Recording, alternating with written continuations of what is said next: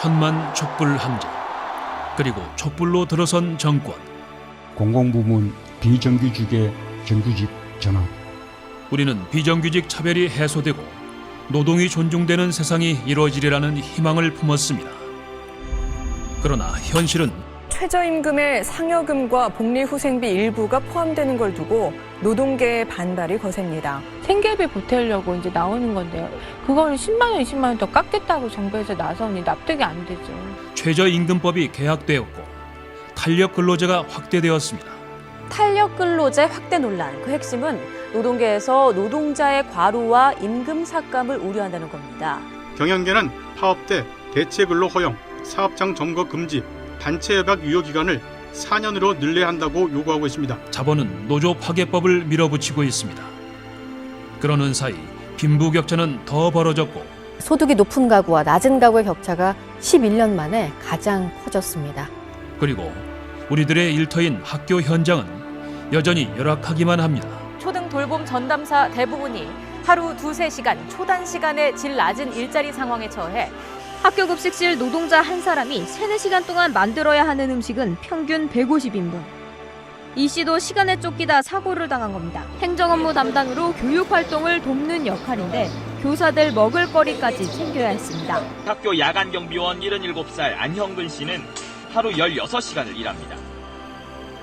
우리가 촛불 항쟁에서 찾았던 희망이 지금 남아있기는 한 것일까요?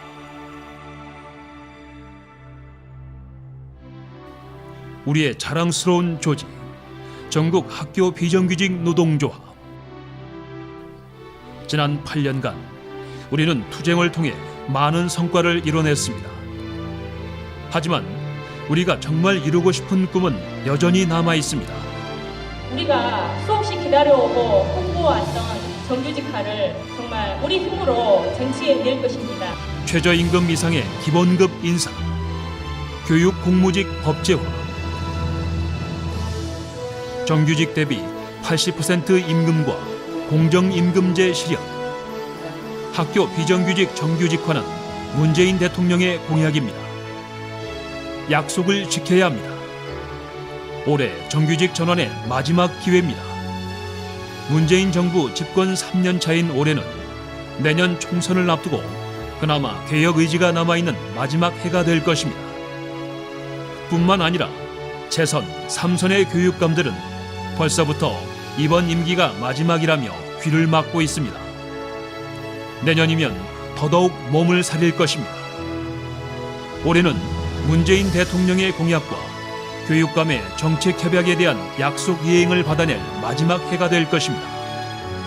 반드시 2019년을 정규직 전환의 원년으로 만들어야 합니다.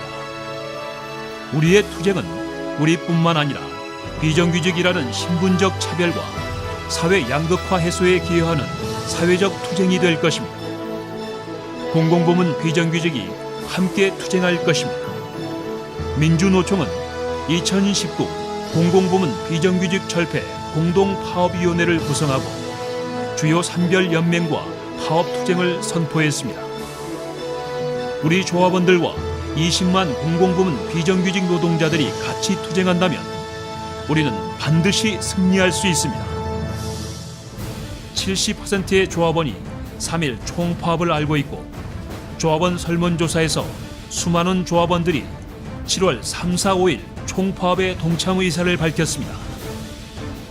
조합원은 노조를 믿고 노조는 조합원을 굳게 믿고 3일 이상의 강력한 총파업을 만들어 갑시다. 올해 가장 많은 조합원이 참석하는 최대 규모의 파업이 될 것입니다. 우리 모두가 단결한다면 정규직 임금 80% 공정임금을 쟁취해낼 수 있습니다. 우리 모두가 투쟁한다면 교육 공무직 법제화로 신분적 차별을 해소할 수 있습니다. 7월 3일 서울로 상경합시다. 우리의 힘을 함께 확인합시다. 모두가 같이 한다면 반드시 승리할 수 있다는 것이 촛불 항쟁이 알려준 승리의 비결입니다. 비정규직 없는 학교, 차별 없는 학교, 완전한 정규직화 쟁취를 위해 20만 공공부문 비정규직 노동자들과 함께 2019년 정규직 전환의 원년으로 만들어냅시다. 최저임금 10,000원, 기본급 209만 원, 근속수당 4만 원 인상, 근속가산금 신설, 3일 이상의 총파업으로 우리의 미래를 바꿔냅시다. 7월 총파업 투쟁의 현장에서 만납시다.